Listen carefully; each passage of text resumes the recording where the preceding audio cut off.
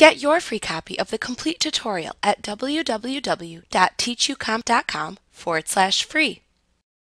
You can copy a selection to another place in the image or to another image completely.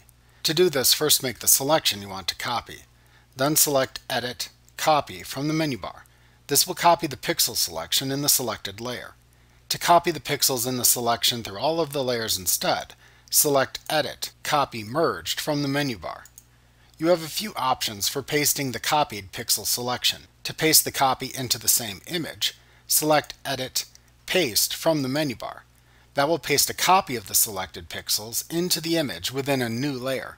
You can then click the Move tool in the toolbox and click and drag the pasted selection to a new place in the image since it is within a separate layer.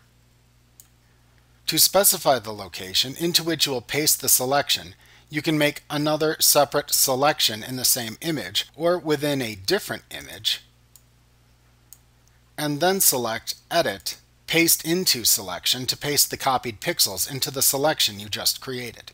It is important to note that when you copy and paste data between images with different pixel resolutions, you may need to resize one of the images prior to copying or pasting so the copied data doesn't appear disproportionate to the image into which it is pasted.